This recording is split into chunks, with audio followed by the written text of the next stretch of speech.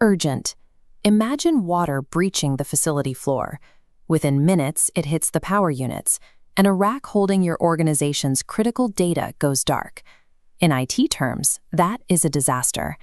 According to CISSP principles, a disaster is any event that stops or interrupts an organization's ability to perform its mission-critical work tasks. To mitigate these threats, security architects rely on a dual framework: business continuity planning, or BCP, and disaster recovery planning, or DRP. Business continuity planning is the business-focused exercise. It assesses organizational priorities and designs resilient operational processes to keep the company functioning under duress.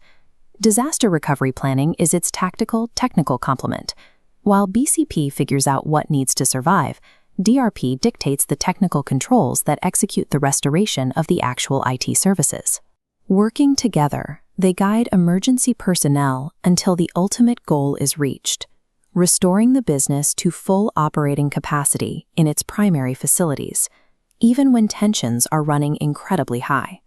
To manage these high-tension scenarios, a disaster recovery plan creates a technical blueprint designed to function with minimal intervention, aiming for a sequence of predetermined responses. But you cannot build an autopilot system on broad geographic assumptions. Assuming a facility is safe simply because of the state or region it resides in is a massive operational liability.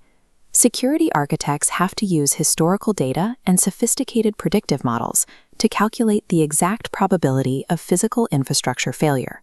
These physical threats generally fall into two categories: the broad fury of natural disasters like hurricanes, and highly localized events like devastating wildfires. Among these, two of the most prominent threats requiring rigorous data modeling are seismic activity and flooding. Evaluating these risks requires integrating data from local emergency response experts and civil defense organizations right into the initial IT planning phase. True IT resilience requires mapping digital systems to the specific empirical risks of the facility's physical location. To evaluate earthquake risk, planners rely on hazard models from the U.S. Geological Survey, or USGS. At a macro level, certain regions carry known high seismic hazard risk, like California, Alaska, and Hawaii. This USGS hazard map shows earthquake frequency across the country. Notice the risk isn't uniform. Zooming in on the western U.S., look at the stark borders. We find areas in high-risk states that actually have very low localized risk, shaded in blue and green.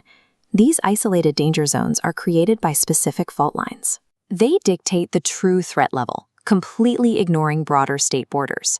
Security architects hunt for these specific, localized, low-risk pockets when selecting physical locations for their alternate processing sites. Relying on a state-level assumption to place a data center is dangerous.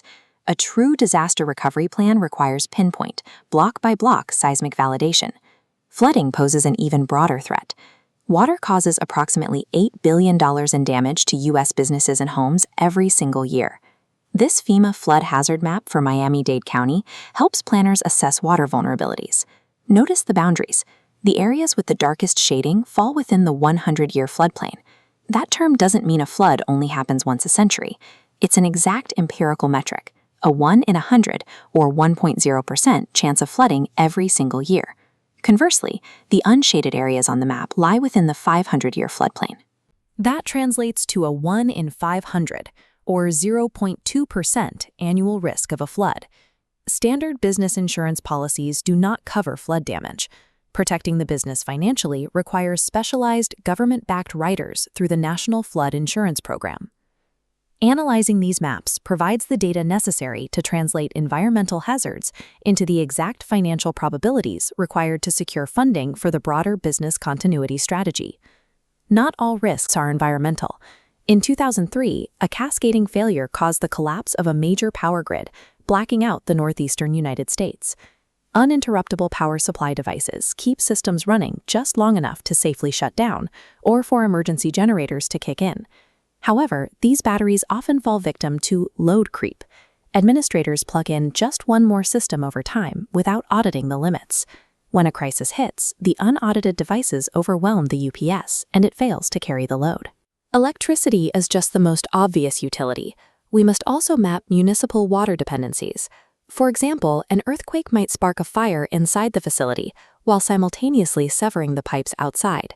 This destroys the municipal water pressure needed to extinguish the flames.